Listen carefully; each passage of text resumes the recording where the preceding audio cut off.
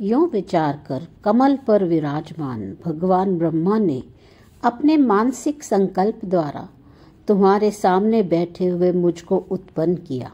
निष्पाप श्री राम, जैसे एक तरंग से शीघ्र ही दूसरी तरंग प्रकट हो जाती है, उसी प्रकार मैं भी अनिर्वचनीय माया से उत्पन्न हुआ और फिर तुरंत ही अपने उन पितृदेव के समीप जा पहुंचा जिनके हाथ में कमंडलू और रुद्राक्ष की माला शोभा पा रही थी।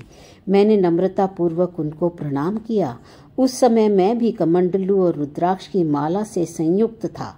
तब बेटा यहाँ आओ, मुझसे यूं कहकर उन्होंने अपने आसनभूत कमल के ऊपर पत्ते पर श्वेत बादल पर बैठे हुए चंद्रमा की भांति मुझे अपने हाथ से पकड़कर बैठा लिया।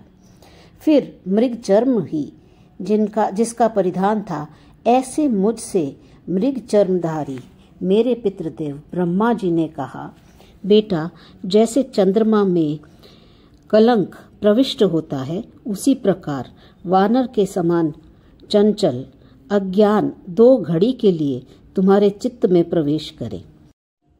यो पिता द्वारा अभिशप्त हुआ मैं उनके संकल्प के अनंतर अपने संपूर्ण शुद्ध स्वरूप को भूल गया।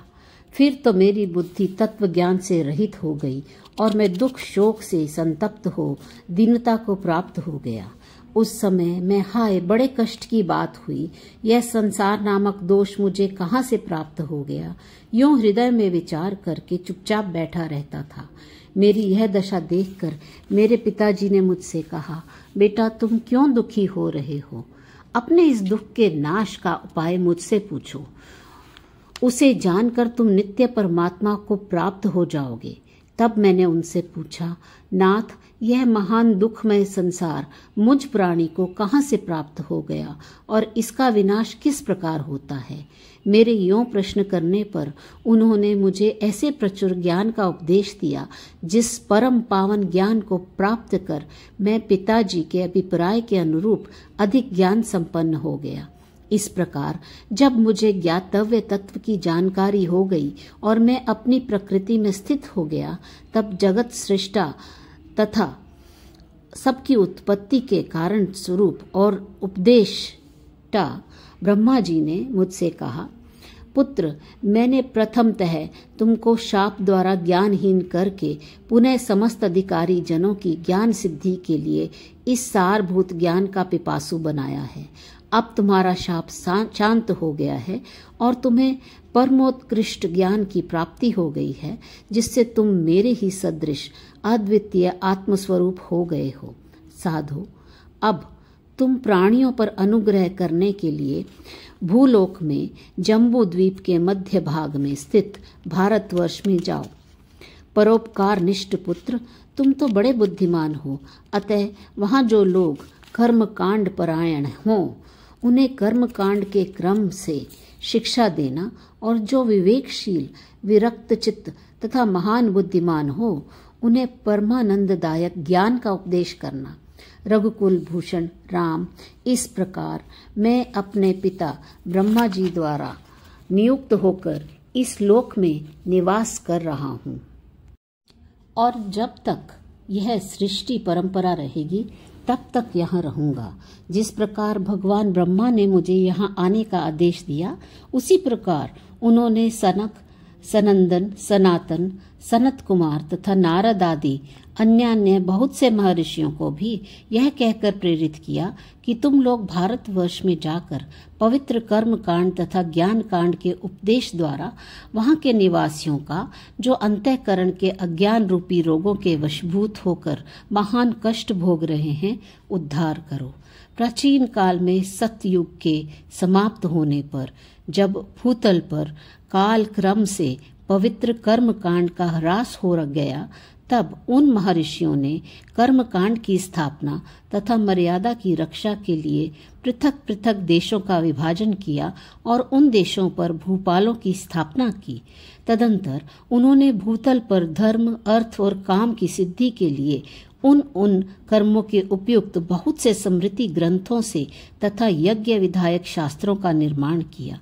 तत्पश्चात इस काल चक्र के चलते रहने पर जब उस क्रम का विनाश हो गया तथा लोग प्रतिदिन भोजन मात्र परायण और खाद्य पदार्थों के उपार्जन में तत्पर हो गए, तब हम लोगों ने उनकी दीनता का विनाश करने तथा लोक में आत्म तत्व ज्ञान के प्रचार के लिए बड़े बड़े ज्ञानोत्पादक शास्त्रों का उपदेश किया। यह अध्यात्म विद्या प्रथमतः राजसभा में उपदिष्ट हुई, तदंतर इसका प्रसार लोक में हुआ। इसी कारण इसे राजविद्या कहा गया है। रघुनंदन, राजविद्या एक राजगुह्य नाम जिसकी प्रसिद्धि है, उस उत्तम अध्यात्म ज्ञान को पाकर राजा लोग दुख रहित होकर परमानंद को प्राप्त हो गए। श्री राम, कालक्रम अनुसार निर्मल कीर्ति वाले बहुसंख्यक राजाओं के स्वर्गवासी हो जाने पर इस समय तुम इस भूतल पर इन महाराज दशरथ के यहाँ प्रकट हुए हो। शत्रुओं का मर्दन करने वाले राम, तुम्हारा मन अत्यंत निर्मल है, इसीलिए किसी निमित्त के बिना स्वाभाविक ही तुम्हारे मन में यह परम पावन तथा उत्तम वैराग्य जाग उठा है। क्योंकि समस्त विवेकशील पुरुषों में जिसकी ख्याति है, उस श्रेष्ठ पुरुष का भी वैराग्य किसी निमित्त को लेकर होता है, इसलिए वह राजस कहलाता है। परंतु तुम्हारे मन में उत्पन्न हुआ यह वैराग्य अपूर्व है। यह किसी निमित्त की अपेक्षा न रखकर स्वतः अपने विवेक से उत्पन्न हुआ है और सत्पुरुषों को आश्चर्य में डालने वाला है, अतः सात्विक है।